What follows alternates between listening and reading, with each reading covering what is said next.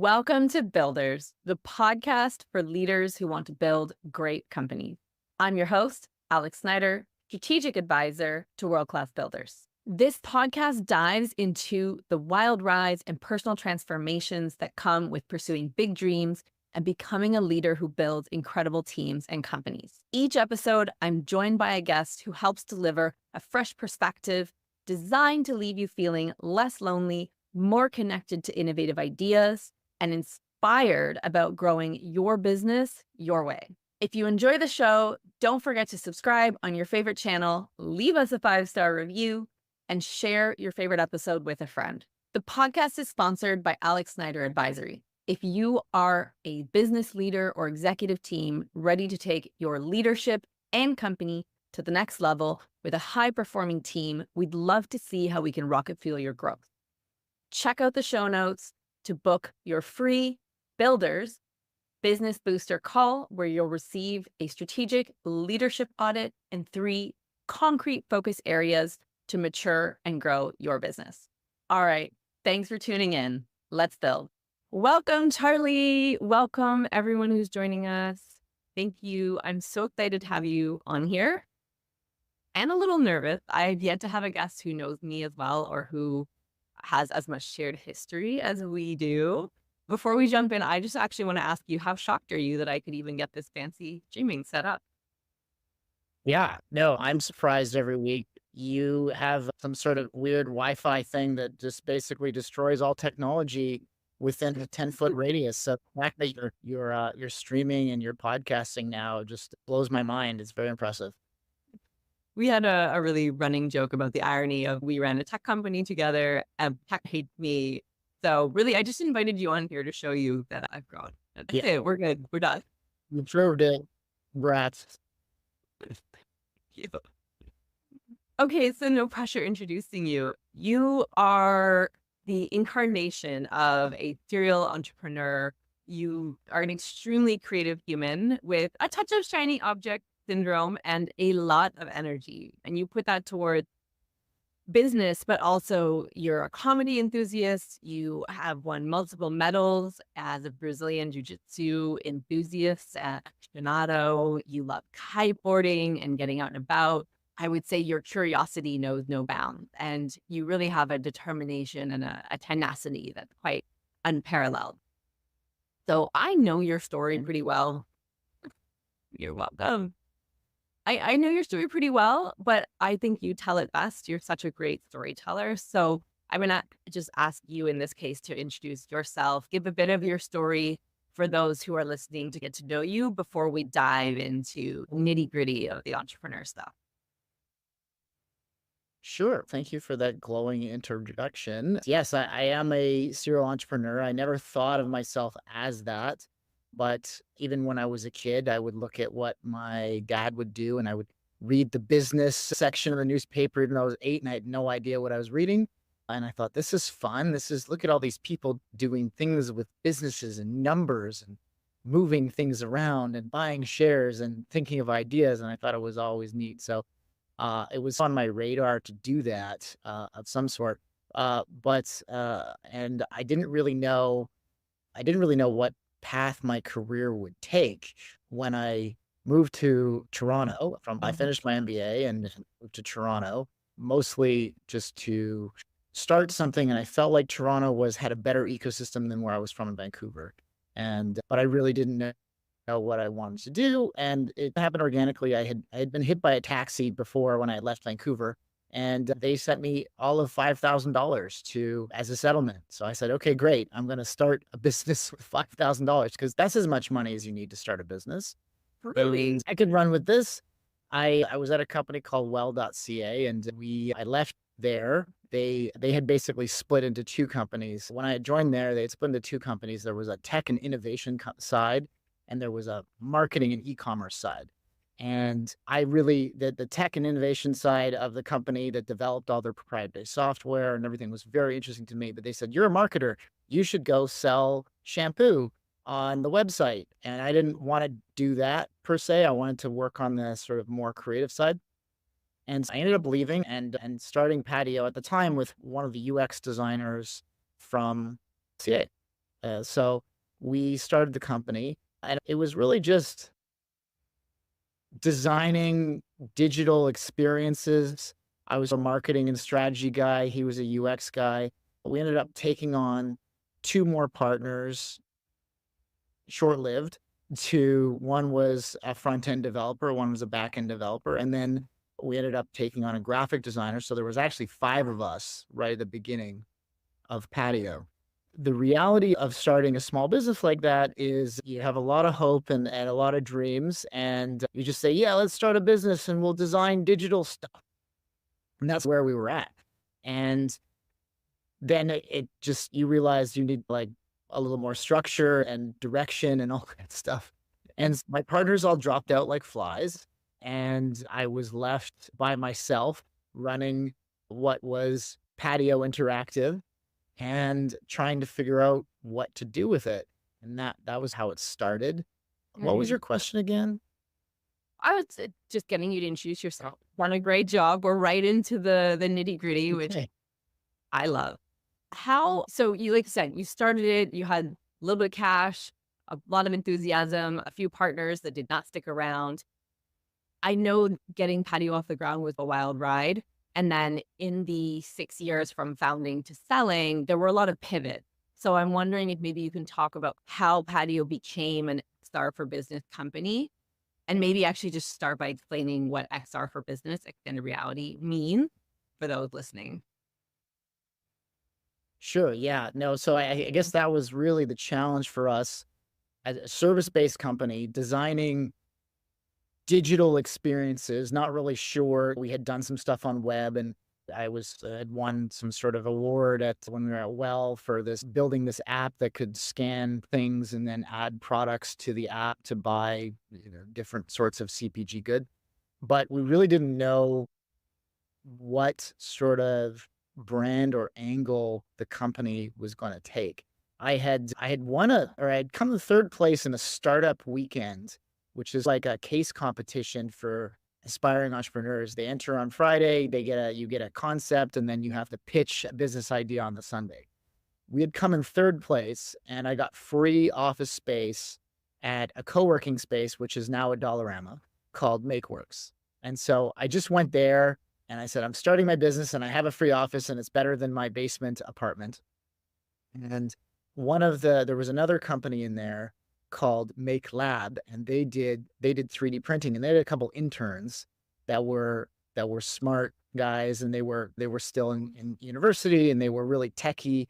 And I made friends with them, and we ordered a 3D printer from China. This was earlier on, when just after the IP for 3D printing was made public, and 3D printing became a big sort of a boom. And we built our own shitty 3D printer in the space. And so we were still just doing like web related stuff. We are building websites, building we did a learning game for TD for our mutual friend Dave. But it was still like, as an identity of a company, we didn't really know. And you're in Toronto, you can throw a rock and hit 19 digital design and development companies. We'll build your website. There's a million of those. So it also just didn't really get me going. A friend of a friend came to our co-working space and saw the 3D printer, and he thought it was just the coolest thing he'd ever seen. And he said, this is a 3D printer. I said, yeah. He said, this is really cool. We're talking about this at work. I'm like, oh, that's just a piece of crap that we built ourselves. It could make Yodas about this big. And that was pretty much it. And always failed at the ears because of just how 3D printing works.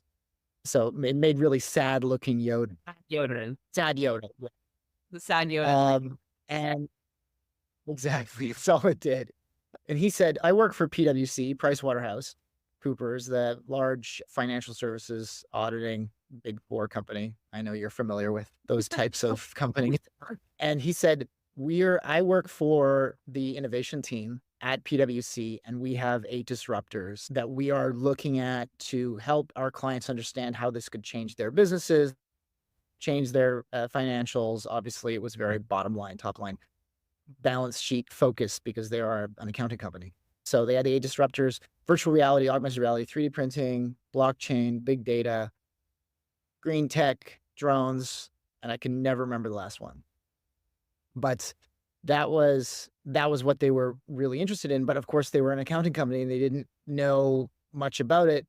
And he said, "Do you want to come in and just meet with the innovation team and talk about the stuff that you're doing?" And I said, "Okay, sure. I barely know more than you, but yeah, we got a 3D printer." Sometimes that's all you So we need. came in. Yes, Step not the 3D at printer. 18, I yeah. go to 3D printer, but to be just one or two ahead of people to be valuable.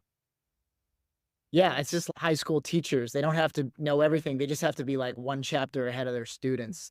Went in and we said, "Oh yeah, we design with new technology. We're really at the cutting edge of this, and we're trying to design and understand how user experiences can change with technology like 3D printers." And we had played a little bit with virtual reality too. One of the interns from Make Lab, Lennar, he was one of the Kickstarters for the original Oculus Rift, and so we played with that. So I was a little familiar with that. And they said, "That's great because we want to show our clients that we understand this technology and how it can affect their businesses." And I said, "I'd love to work with you guys." So we ended up landing a retainer with PwC to work with them on a number of different projects. And that just spiraled. And so we went from just a run of the mill digital design and like light development company to a company that specialized in designing experiences with disruptive technology and somewhat consultative in understanding how disruptive technology can affect businesses, which was basically what PwC was doing. And we just crafted that company out of that idea, but it was PwC. And so they had like real clients like Loblaws and Metrolinx and Shoppers Drug Mart, which as a small team of at that time we were three, could never even dream of landing. So it really set us on that path. So, can you maybe explain a little bit extended reality for business and why that was like an innovative space to be working in and just So like what that means so people can get a sense of what you're talking about? sorry, you just cut out of the first part there. Oh, can you just explain a little bit what extended reality is and how applying Oh, it to yeah, business, like an innovative space to be in? sure. So extended reality it's a catch-all term for anything but real reality. So virtual reality, which would be like a Oculus Rift, Oculus Quest at VR headset. It's fully immersive. Then there's augmented reality, which is overlaying data and information onto real reality.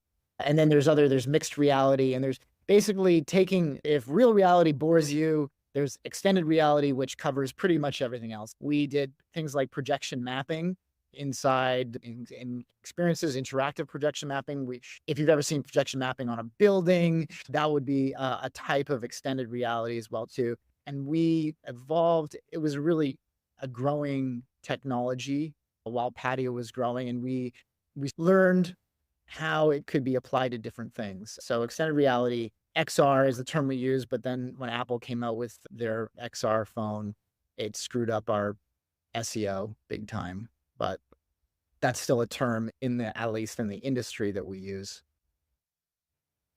Awesome. I love that we're doing all of the things and then you landed the right client and that kind of defined the company's vision and mission so much more.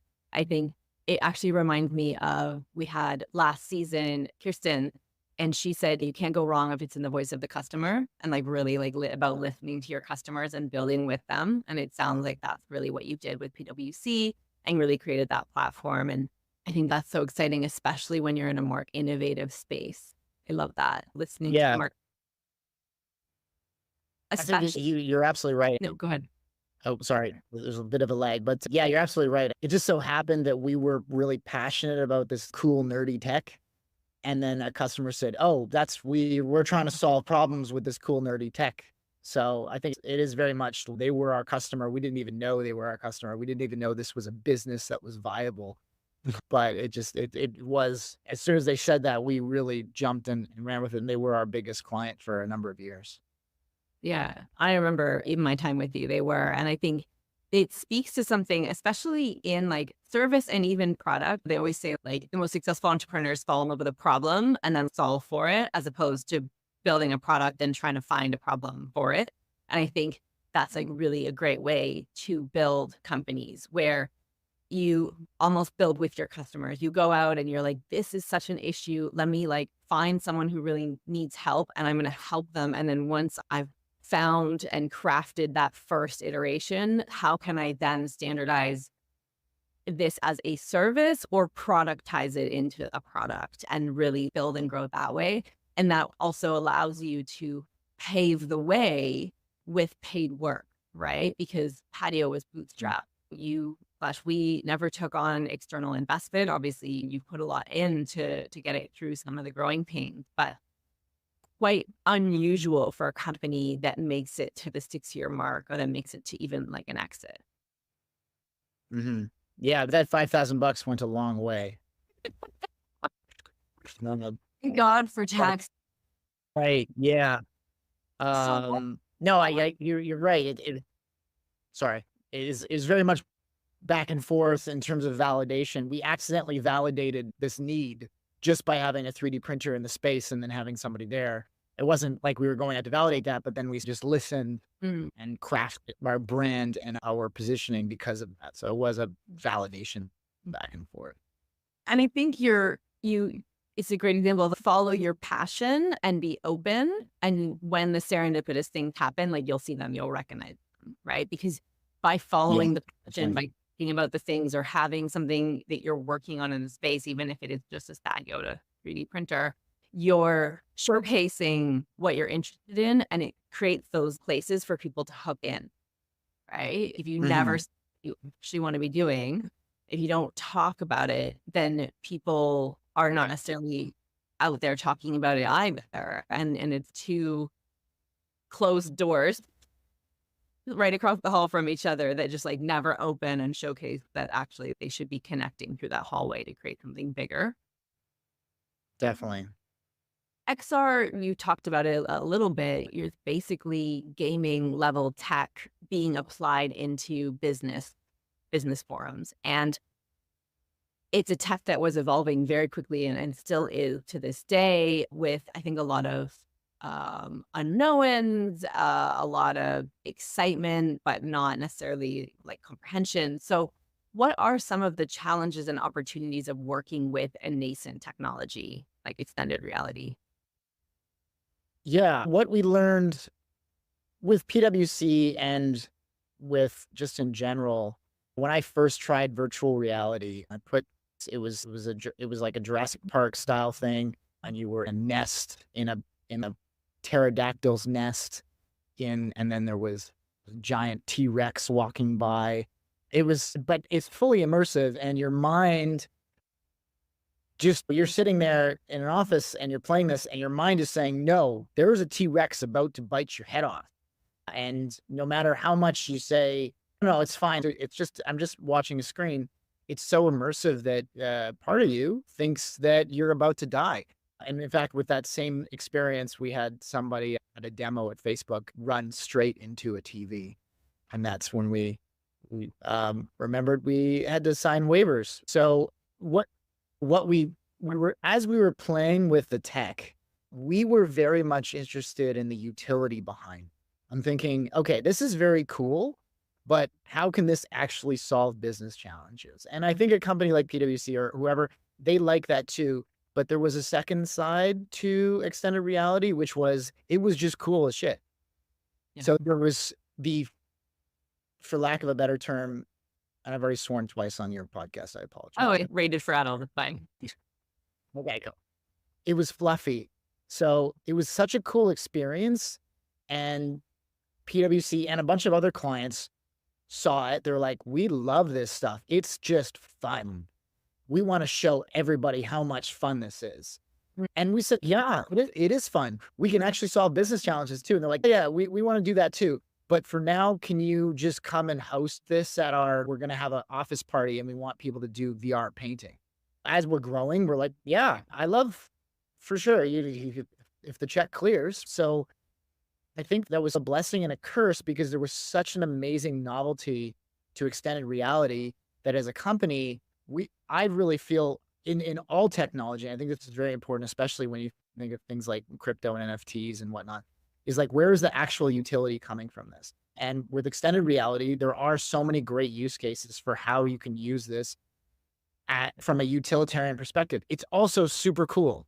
It's so much fun, but the psychology behind why it's so much fun also helps with things that can better humanity, or treat people in palliative care, or train people to learn new skills, or so many different things, or connect people in different ways. I think the challenge really was us as a company not just being a front end experiential marketing company that would do cool things. We did bar mitzvahs. They Right. were so expensive bar mitzvahs, and it was a lot of fun, but that was just people wanting to play with VR. We did VR, and then the bar mitzvah, and then Cardinal Official performed, and the kid was 13, carried him out. It's like, you peak at 13 if that's your bar mitzvah, but Wow. that's a different story. Different episode. I know one of my takeaways from coming in when I partnered in patio with you and we were working on really growing that bigger side, the bigger projects, the more the innovative use cases, was that, like you said, there's a lot of attraction and interest because it's neat and interesting and sexy. And there's a huge gap between that and the comprehension of the utility. And it can be really tough to educate. And it's a nascent technology, so everything is being done for the first time. So it's expensive because you have to be building, and you're almost building the plane as you're flying it a lot of the time. And so I remember one of our challenges that we worked through in some workshops was like, what's our cost of acquisition, right? What is the funnel for clients come in? Because we get people come in and they love it and they want PwC. They want you to come in and talk to their team and they want to learn about it and it's fun and flashy, but they don't actually know how they want to use it. And the real stuff, especially that like you were really passionate about, like game-changing business use cases, a lot of people weren't ready to pay for it. And so there was a Mhm. lot asking us to come in and present and educate, and the number of conversations and calls and a lot of free workshops became really challenging when you put it beside the growth that we wanted to see within the company. And so what it meant was like we had to start looking at the industries and the profiles of the industries and the leaders that we wanted to target in order to move that needle and, have people who were a little more maybe open to risk, open to new tech, could either grasp the idea or were willing to experiment with their funds. Is that fair? Yeah, no, that's totally fair. Yeah. I think we found sort of 2 price points, and the third price point, which was what you said, was like a price point of 0, which is come and educate us on extended reality. Sure, we'd love to, if hopefully this leads to business. And really, you know, I guess framing, it would have been so nice to just be paid as like an XR consultant who we can come in and educate you and you'll find value from this. You should pay us for this. It's our time and it's our knowledge. A lot of times, a lot of businesses who are on the cusp of this, they are hesitant to pay for that. So they need something more concrete to pay for, and it's usually like a more clear outcome. And so that was a big challenge for us. And then the next price point was something fun for our event. Our innovation team or our marketing event wants to showcase this. So it was usually oftentimes like off the shelf products, and we would set it up, or we'd set up a VR and then wherever they had it. And that was 4 or 5 figures at most, because we weren't developing something. And they say, we love this. We can see these applications. Tell us, like, how can we use this to train our team? And I said, yeah, we can absolutely design that. That's going to be 100 grand plus. And then suddenly they're like, ooh, a lot of money. I don't know if we can find the ROI in that. We thought it'd be 5 or 10 grand. So no, we got to develop custom software and experiences for you. We can, and then Building a as a world. smaller team too. Yeah, exactly. And as a smaller team too, we didn't necessarily, we weren't able to properly communicate the ROI, especially with something so nascent. It's like there is ROI out there, but nobody necessarily wants to be the first. And so we believed in it. We knew it was there, but it was very tough to get a company to commit to a 100K plus project that's custom for them, knowing that their jobs are on the line. They have stakeholders and they want to make sure this isn't just taking a chance. So yeah, it was a tough jump from cool experiential to let's build something product that can really help your company. Yeah. I think we faced what a lot of companies face, which was getting people to pay for the strategy, right? Getting people, Yeah. because we were doing something that wasn't easy to be like, I want this, that's already been done and is really clearly established business case. There's a Yeah. lot of strategy and innovation up front and getting people to pay for that. And we made a lot of inroads there. And I think it was, we had a lot of crazy experiences in patio, but it is one of the ways that we moved really heavily into the cannabis space. And you made a lot of inroads there. That was around the time that I started being on the board and then eventually joining into patio because cannabis was ready to be more innovative. There was a lot of money at the time, short-lived, but I'm curious what stands out from that time. Is there a story that would highlight kind of what that experience? Yeah. So I guess that was the thing. So we were going after these industries that were a little more established and a little more conservative. They run businesses and they're nervous about taking on bigger projects that are 6 and 7 figures unless they really know. And since it was like, prove us that it's been done, prove to us that this can work. And so it's never been done before, but we can shuffle it on. It was just a lot of back and forth, a lot of challenges there. And then the cannabis industry happens. They legalize cannabis. There's a huge influx of money. It's a perfect storm for people who want to innovate and maybe are struggling to believe in what they do, but are struggling to convince stakeholders with money to spend it. There was cowboys and finance guys who were running it, and stock market was crazy, and all these publicly funded companies were raising hundreds of millions of dollars, and they didn't know where to spend it, and they were all looking for ways to differentiate themselves. And it just turns out a client of ours from the alcohol industry had moved, and we had done a VR tour of a facility in the alcohol space to a smaller kind of project. And then he had moved to a cannabis company and he said, you know what you did for us at Mill Street? I can say name. You know what you did for us at Mill Street? We want to do this again at CanTrust. And I said, fantastic. We'd love to. And we went in there, we pitched them the idea. We also increased our prices because it was oftentimes we were doing things cheaper than we should have just to win the project. But that we knew that wasn't super sustainable if you wanted to grow. So we increased our prices that much. But as you advised, you're not charging enough. And so we got into the cannabis space and we were a company where we're like I said, we believed in the power of extended reality to solve business challenges. And here's an industry that's just started. They have a lot of business challenges. They have a lot of different unique regulations around how you market cannabis, how you communicate with investors, how you train people, how you educate people. So this was perfect for the XR space. So CanTrust hired us. We did virtual reality of their facility, which was in the middle of nowhere. And they wanted to raise money to basically show investors what their facility looked like. It was a very cool state-of-the-art facility. And then we ended up doing a bunch of other stuff in the cannabis industry too. We established ourselves as one of the preeminent extended reality design and development companies for the cannabis industry, which sounds niche, but at the time there was so much money in cannabis that we were very busy and we were able to grow our relationships. One cannabis company saw what we were doing with CanTrust. They called us. We built our network out. We really dug into that industry. And it was great because they had a lot of money. There was way less barriers to sign off.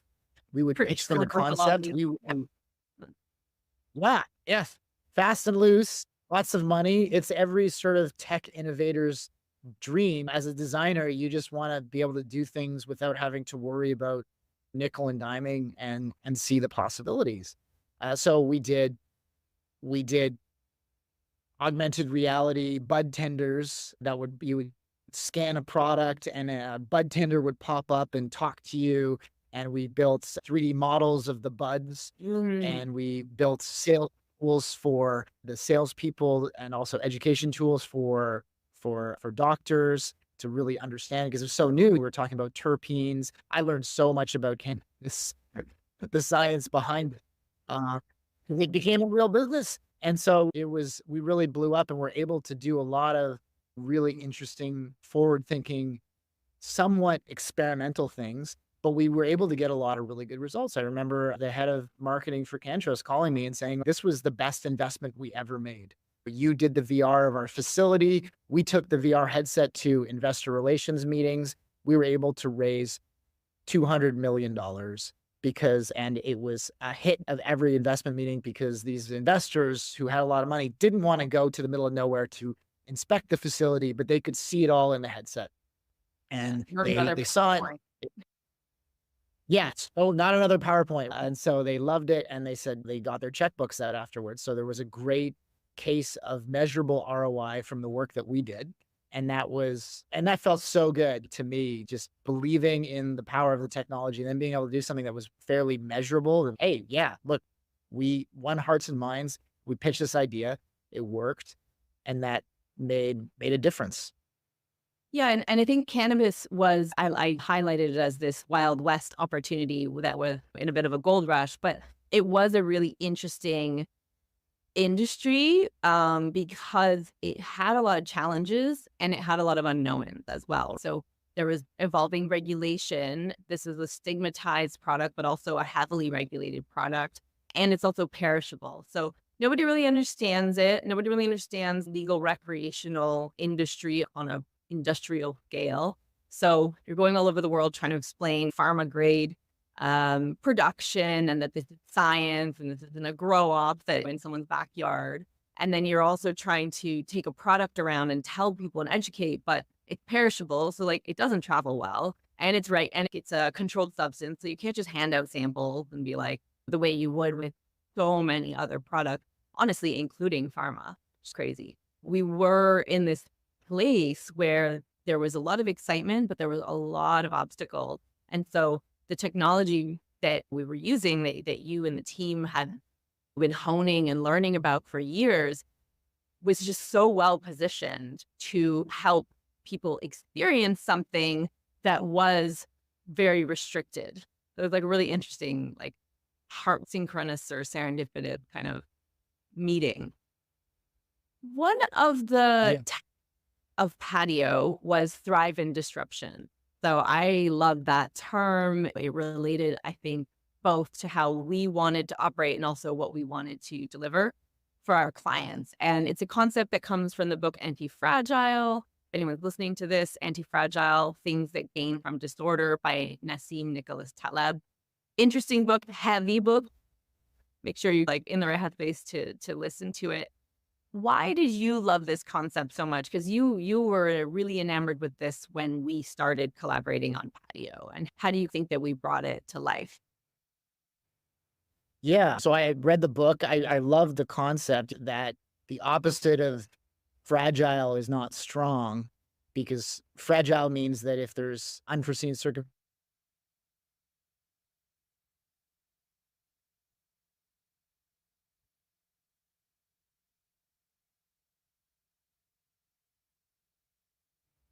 Might have lost you for a moment. Let's just give Charles a minute. I think we lost him, unless it's me. No, looks like it's Charles. Room. Quick moment here.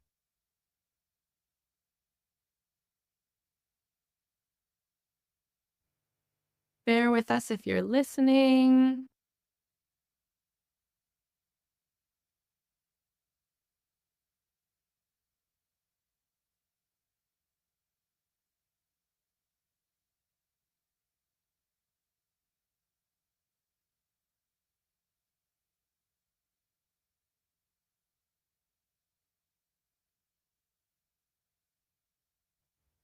All right.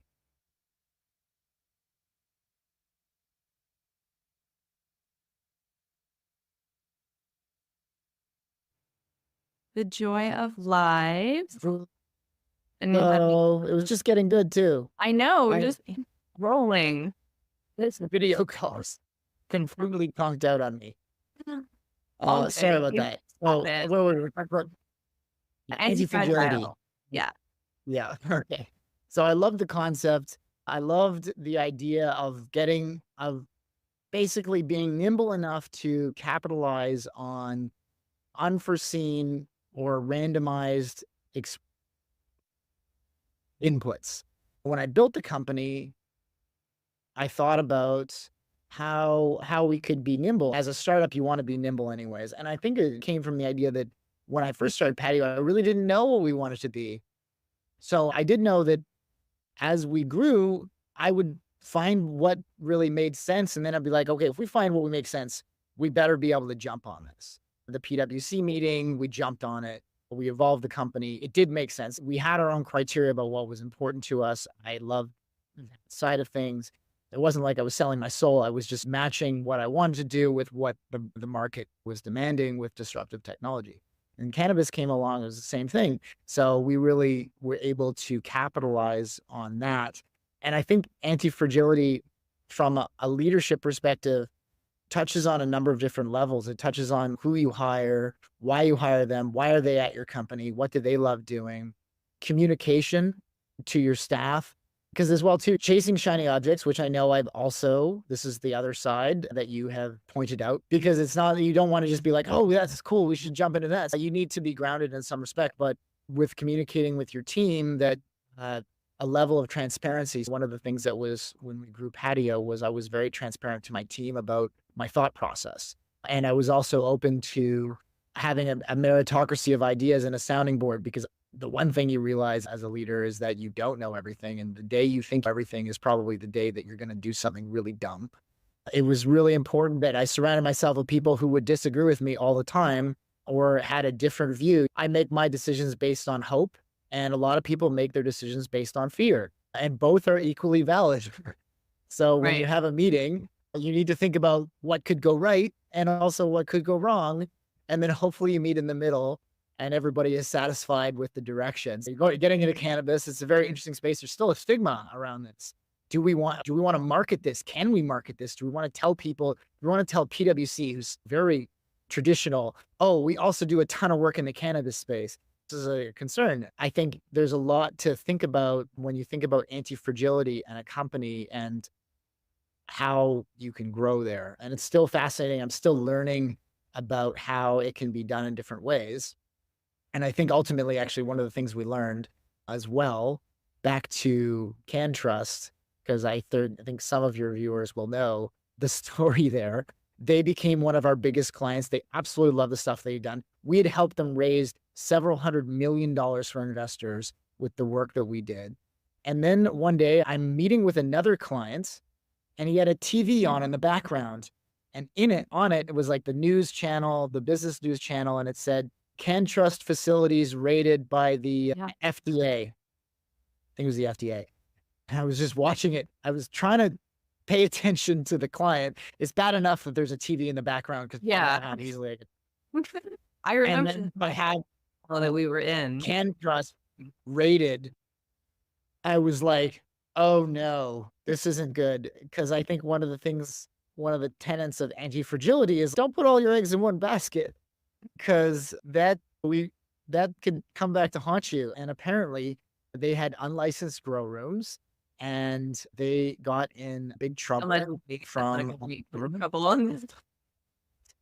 Yeah.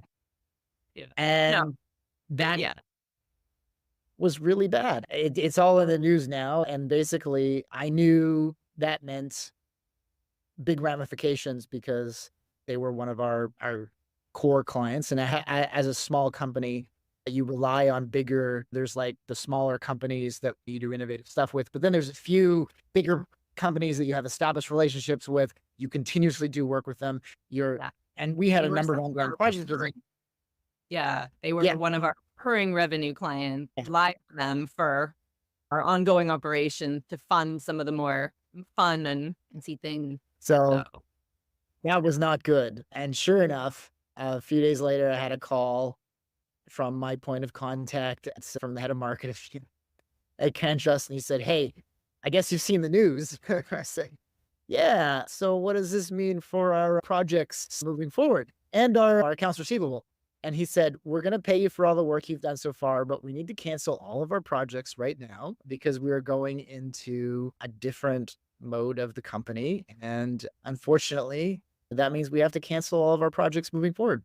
And as a company, as a small company that we had our pipeline and were fairly confident that it was going to stay that way. And then to have suddenly close to seven figures just pulled out from under us, it hurts your trajectory. And 100%, this is the opposite of what I've been preaching in terms of anti-fragile, because didn't see that coming and certainly didn't pivot in a way to benefit from it.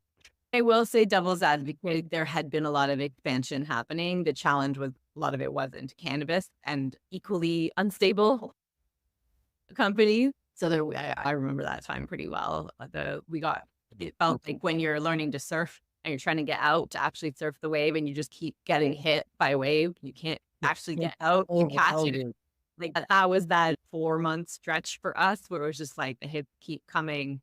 So I want to we could talk about that in itself, but I want to make sure we get a little bit into the leadership side, the team, the culture, and then ultimately the acquisition, because that was actually part of the starting of maybe we actually want to do something different or do something in a different way. Obviously, we could probably do a whole episode on the acquisition and the pandemic and the pivots. And I want to maybe highlight it, and we'll see if we come back to it, that the pivots that we did to survive that there was also massive pivots when pandemic hit, where not only had we been planning an acquisition that fell through, but suddenly people weren't gathering.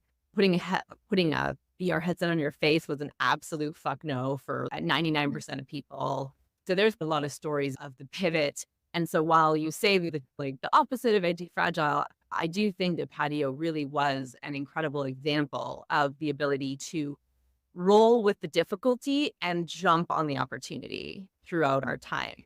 We may have had shorter waves of that made it hard to build some momentum in certain instances, but I do think that it was a really great example. So Yeah. you're thinking about all of this, and I want to talk about you a little bit. I want to say, I always like to say that growing a business, leading a team, it brings up our shit. Like whether we realize it or not, whether we want to face it or not, it does. And it's why I work with founders on their leadership development alongside the strategic growth of the company. Because you start a company and it starts to take off and it becomes bigger and you don't become self-aware, it's a recipe for disaster. What would you say was the most challenging part of growing a company for you as a leader? Yeah. So I had done other entrepreneurial things. My first venture into being an entrepreneur was actually a speed dating company in Vancouver, but it was 3 of us.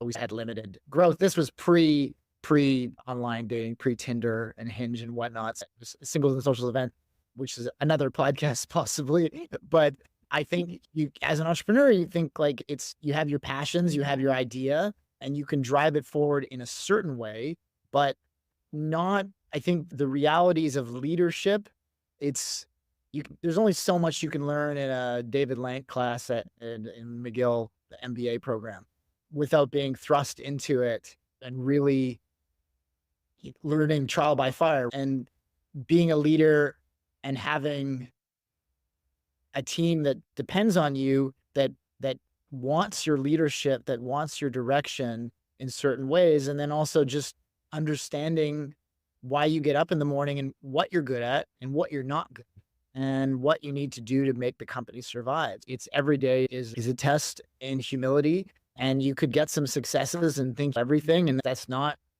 always the case. And I learned, and it's ultimately why I brought you on as well too, was in our ongoing chats, there was a lot of things that I either didn't know about or I did, but I really hated doing them. So I pushed them off, but it was like the medicine for the company. It was things that we had to get our shit together in certain ways in order to grow. There's things that I was good at, and there was things that I was really bad at. And I probably needed to fill those gaps if the company was going to grow. And it could be seen as an ego thing. You could read the E-Myth or Rocket Fuel or all those books about the founder archetypes, and seeing that there are different archetypes for different kind of skills and that they need to complement each other. And most likely a founder, a leader of a company is not going to be all those things. That's why they have CFOs and they have COOs and they have CEOs and or whatever. And so there was a lot of things in terms of structuring the company that I wasn't super good at. I was much more of a pie in the sky kind of visionary idea kind of guy, which could get clients excited. I did a lot of the business development. I did a lot of that sort of quasi marketing innovation side, but you still need operations. You still need to look at the bottom lines. You need to forecast, you need structure, you need goal setting, you need all that stuff. And I was like, it's not my favorite thing to do. And then you came along and I slowly sucked you in to helping me do all that stuff. Or be innovative, sell the thing. I'm going to sit here in the dark and do the thing for the team. They know Make sure the spreadsheets look nice. And I think that's key. But there is that, I think as a leader, you think you might think everything. And also you definitely want to be welcoming to people saying, I disagree with you. I'm concerned about this. You should recognize this. It's important to this company. And here's why. And let's have a conversation about it. And then really learning to trust those people who really believe in it from a different lens. Yeah. When I know for you, culture and diversity, like of the team and the ideas was a huge one. And it was one of the things I loved about Patty. It was one of the things that made it really easy to take that final step and join, because there was, even though you and I are so different in how we operate, right? The value alignment was like really there. And I think that was like really important and really strong. And then the fact that we were different, even though we may have wanted to murder each other on several occasions. I often think it's a miracle we emerged with such a great friendship after working together for so long, was that you're out there having wild ideas and being the yes guy and selling the idea and the vision, and then having the opposite side, which is me, who's looking at, okay, how do we actually make that work? What's the trade-off? Does this align? Can we make smart choices to make it work without risking all the marbles? And so I think that culture that you just talked about is really unique and was what really allowed you, as that visionary energy, to still be really connected and like not overly hierarchical with the team. And I think that was one of the strengths that our culture, and we were told this many times by team members, was what often attracted and retained talent, even in times when we couldn't compete on market rates. So I'm wondering, and maybe it's what you've already covered, but what would you say was the core, the key attributes of that culture and what made it so successful? Yeah, and getting into it, I never really thought much about the psychology, of the team. But as we grew, I realized how important it was on all levels, not just from optics, but also just why do people come and work at a company when they had the great resignation? I don't know if that's still going on, but people work is such an important part of your day. It's like what we do for so much of it. And so as an employer, you got to think, especially as a smaller company, because we couldn't afford to, pay top dollar for talent. We got some amazing talent. And the reason they were there was because we were checking other boxes, because people don't necessarily just do things for the money. Obviously, every now and then Shopify would come by and they'd poach one of our developers for an insane amount of money. And that, of course, is a big checkbox where I would say, yeah, I think you should probably take that offer because that's pretty awesome. That sounds like an opportunity. But I think really thinking about why people come and work at a company, and people don't necessarily leave because of the money. That's one aspect of it. They leave because of a lot of things. And if it's really fulfilling on a daily basis, and that really does stem from the leadership at the top, the fish rots from the head. And if, especially as knowing my role in the company as much more of a cheerleader in a lot of ways and getting people excited and engaging people and listening to them and making them feel like they're really part of this team, and then giving them opportunities to follow their passions, I think was such an important part to our retention. We didn't we didn't have many Glassdoor reviews, but we were all 5 stars. And I think that's surprising. If you want to think it, you want to see what a company's read those Glassdoor reviews, read between the lines, because there's a lot of different reasons why people could leave a crappy Glassdoor review. But that being said, I think it's very telling about how Mhm. a company is operating. And when you can't just pay top dollar for people, as a leader, you have to really be aware of how and why people are coming to work for you and what is important to them. So you're playing as much a psychologist as you are a business person. Yeah. I think even if you are paying top dollar, it might get people in Oh the yeah. door, That's true. but it won't keep them, especially these days. People Yeah. need, they need so many different components to feel fulfilled and included and all the things. And I think the reality is, even if you can pay top dollar, so can a lot of other companies. So someone can Mhm. easily come along and offer a little more. And if that's your main point, like, forget about it. Forget about Yeah. the retirement, forget Yeah. about the value that comes with longevity and people growing with your company. Just don't count on that. You need a Retention. strategy. Yeah.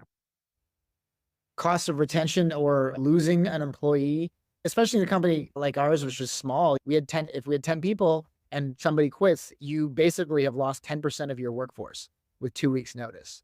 And so, and even at larger companies, especially with key roles, if people are just leaving because they get offered the same opportunity, but 10 grand more a year, that cost to the company, they've measured it a few times and it's hard to quantify, but it's a lot. It's a It's a lot. lot more than even. There's other metric. There's lots of metrics of 6 months till someone's fully operational. There's metrics of between 40 and 80% of salary is the cost of onboarding or of retention or turnover.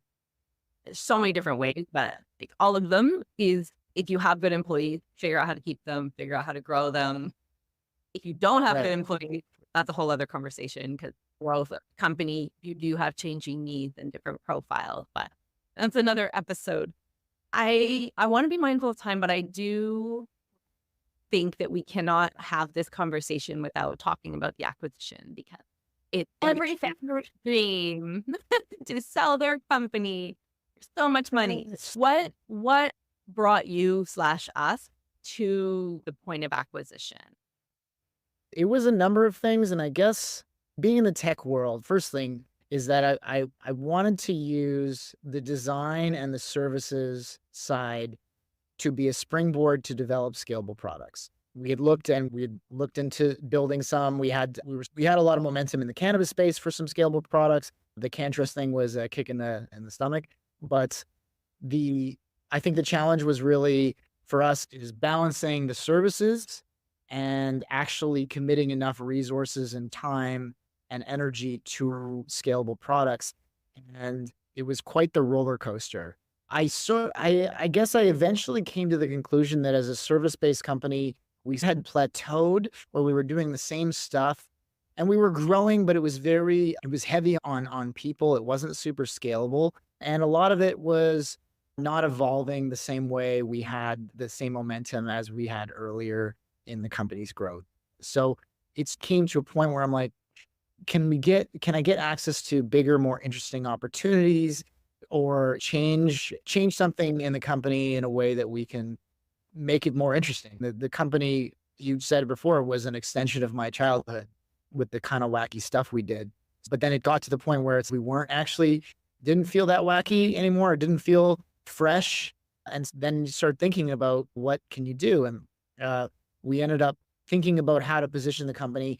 Why would you be acquired? What would a potential acquisition look like? What would they be acquiring?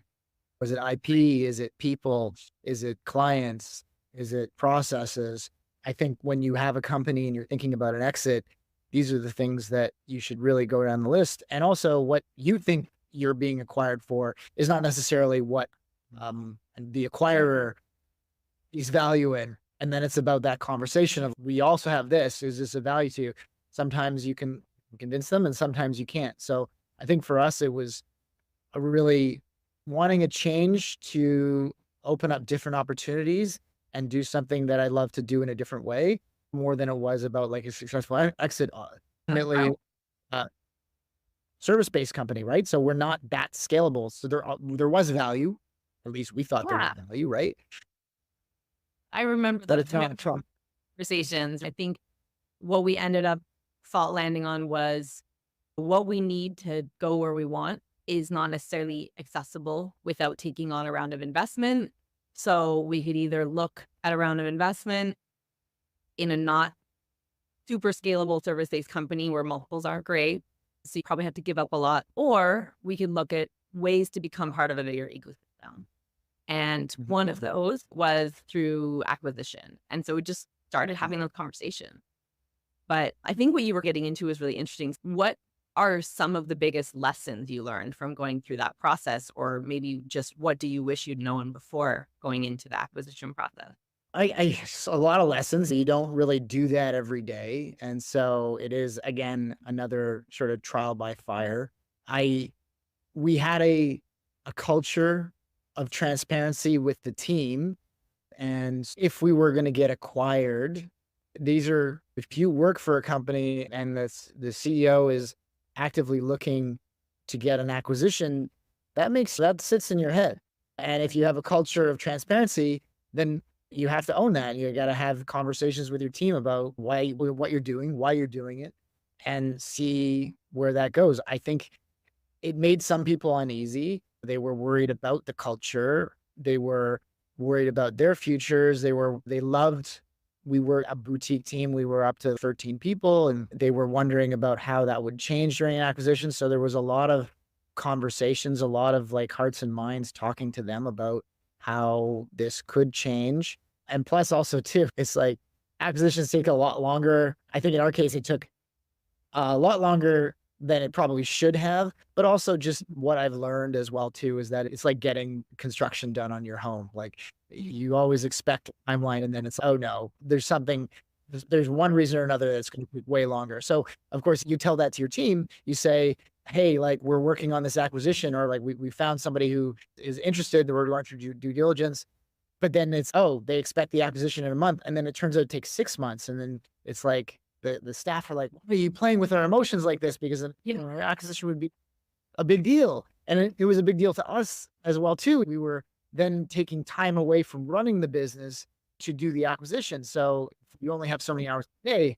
And I know you spent so much time both doing, again, like the hard operational stuff to make sure that we stayed viable, plus a lot of heavy lifting on the acquisition side. And even though we hired a deal team, they were still coming in from outside. They still needed a lot of our time and input and our thinking and our strategy to be able to do that. So things had to give and things suffered. Culture suffered, it was stressful. We had second guesses about whether it was the right move.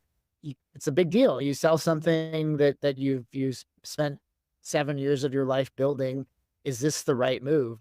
I think you articulated that like so well around the trade-offs. I also want to just, for those listening, our acquisition was set against the backdrop of the pandemic. So we had a deal lined up in March 2020. It fell through. We then went through our own 2 months of not being sure if we were going to make it. This was right after the CanTrust stuff and some of the other cannabis issues. Then we had a bunch of clients drop off. The whole market changed. We pivoted. But we then proceeded to do 10 months of hardcore growth. We tripled in size in 10 months. And about 6 of those months were spent going through another acquisition process. So your point about like running the company was while trying to do a deal, while hiring people in and trying to make some decisions, but not game-changing decisions because we were already in a letter of intent, a deal. Like there were so many moving pieces and so many kind of limitations and opportunities. And as you said, both of us trying to put the time and energy needed to close the deal, but also run the company and not let the opportunity slip because we were growing and it was really important to continue that trajectory. And new people and established people and this really cool culture that suddenly felt like it was at risk for a lot of our team members. Yeah. Yeah. I've heard of companies that come close to being acquired, then the acquisition falls through and the company just never recovers. That happens. So especially we were a service-based company with not a large runway. Clients and we had grown a lot, but growth comes with the challenges of more mouths to feed. And ultimately, we were acquired by our biggest customer, who it also makes you nervous because they're your biggest customer. But if they decide one day they didn't want to be your biggest customer, yeah, you're in a very awkward position. It's bad enough when CanTrust gets raided by the feds, but it's a leverage and power when it comes to that client customer relationship. Yeah, it was this double-edged sword because it became our biggest customer during this process. So we were like really building and growing and focusing very much on them and worrying that we were putting a lot of eggs in one basket, but with a really specific and like short-term outcome. Um, but yeah, like, and we just, the reality was in leadership, it was just you and I, right? So we only had so much bandwidth and we had to make decisions and we bet and it paid off. But yeah, it was like quite a process. And I think if anyone is looking to go through that, talk to people who've been through it, look for resources online. There's so many good ones. I know I shared one from one of our peers recently who hopefully is going to come on the podcast in a few weeks, which was like a high level due diligence checklist. Like just it's a huge amount of work and it's a whole nother job. And we did have some support, but we also were on a shoestring budget. A lot of the work did fall on us as the leaders at the time. All right, Charlie, I cannot thank you enough for this. I have a couple fun wrap up questions just so people get to know you. And then we'll let people know where they can reach you and like what you're working on next. So what is an experience that changed your life? And you can definitely pass on one or two of these if you're not sure, but what's an experience that changed your life? Oh, I mean, a single experience or running patio was, Running patio. yeah, to have a company that grows like that. I went to school, I got a master's degree, and nothing really prepares you for actually running a business. And uh, it's so stimulating and challenging, but and it's terrifying. And there's so many metaphors about running a business is like walking through a dark alley, and you might meet Mike Tyson, and you might meet somebody who's going to give you an ice cream or whatever that. It, yeah, it was. There was never a dull moment. Very rare. It was so stimulating and such a unique experience. That's a cop out answer of that whole, but it's something running your own business versus just being a cog in a bigger wheel is very unique and humbling and challenging and insightful, but it's ultimately very stimulating. So it would be, and it's hard. It's like a drug. You don't necessarily just want to, because you think about what's important to you. And then you want to get up in the morning. And sometimes like you get up in the morning because if you don't, everybody is in deep trouble. But that's still a motivating. I only exert effort when somebody's trying to murder me, which is an interesting exercise in psychology.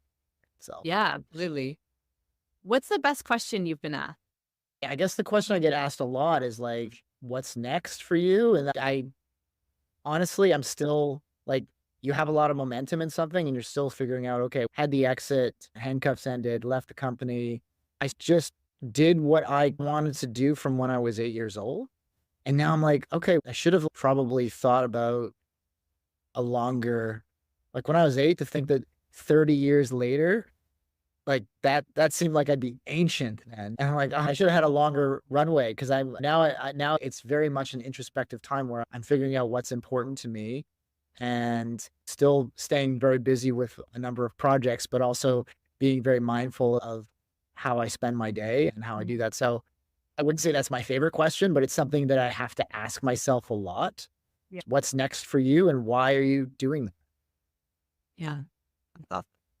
What is a book that has changed your perspective? Maybe we answered it in the earlier discussion, but Yeah, Anti-Fragile as far as a business is concerned was great. Rocket Fuel, which I feel like you recommended to me. Because that was, I've said this a million times, but I was trying to figure out how to grow my company.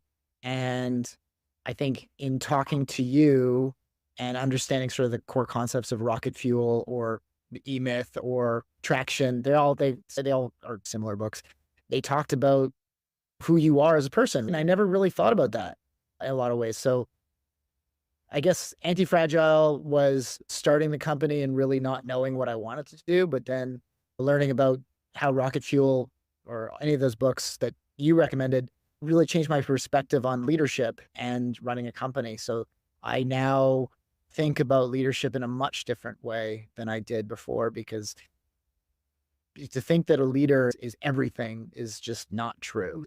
A leader is a single person who's good at something and is surrounded by other really talented people who can help them succeed, like yourself.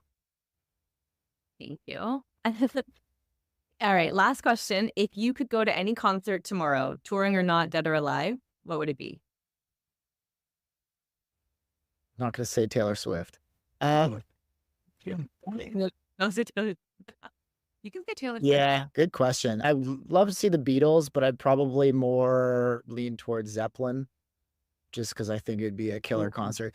Although I think as far as like in their heyday, because they were just such great showmen, it might be Pink Floyd. And I've actually seen Pink Floyd, but I think I was like 7, and I remember it being the coolest thing ever, but I was 7.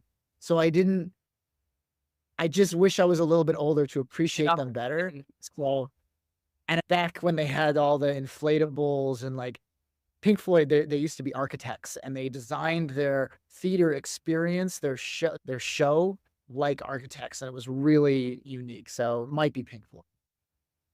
Amazing. All right, we've had a ton of supportive comments in LinkedIn, but no like specific questions. So I'm going to say, let's wrap up. You mentioned you're working on a lot of projects. If there's anything you want to highlight for people, or just let people know where they can best connect with you if they do want to ask you some questions or get in touch. Yeah, obviously my LinkedIn is there. That's the easiest way. Charles at charlesbern.com as well too. And I'm currently working with a company called Bygone Theater. They're an immersive theater company, and we have this new space here.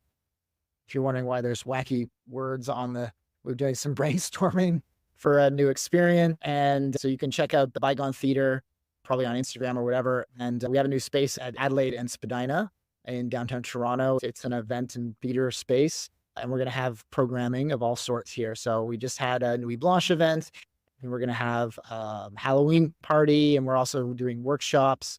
And so if you're looking for an interesting venue for different kinds of things, we're very much supportive of artistic endeavors here. So we have and we're very flexible. So this is Bygone Theater is a registered charity, and we've partnered with Ukai Projects, who do artistic, and they're artist anarchists and very interesting and talented people. So it's a great collaboration here in this space. And so if you're looking for a cool venue for anything whatsoever, you can drop me a line. Super cool. Having been part of some of your previous passion projects that we ran alongside the company, I know how exciting and interesting these are. So yeah, definitely if you're in the Ontario region, you should be checking out Bygone Theater, because I'm sure it's going to be cool. I can't wait to visit next time I'm back. And thank you. Thank you so much for sharing the journey and for being here with us.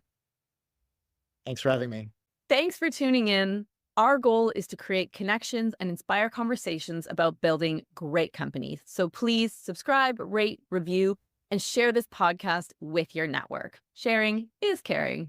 If you're a business leader or executive team ready to take your leadership and company to the next level with high-performing teams, we'd love to see how we can rocket fuel your growth. Check out the show notes to book your free Builders Business Booster call, where you'll receive a strategic leadership assessment and 3 concrete focus areas to mature and grow your business. You'll also find the link to join the Builders Club to stay up to date on upcoming events, get valuable tools and insights, as well as be the first to receive exciting announcements straight to your inbox.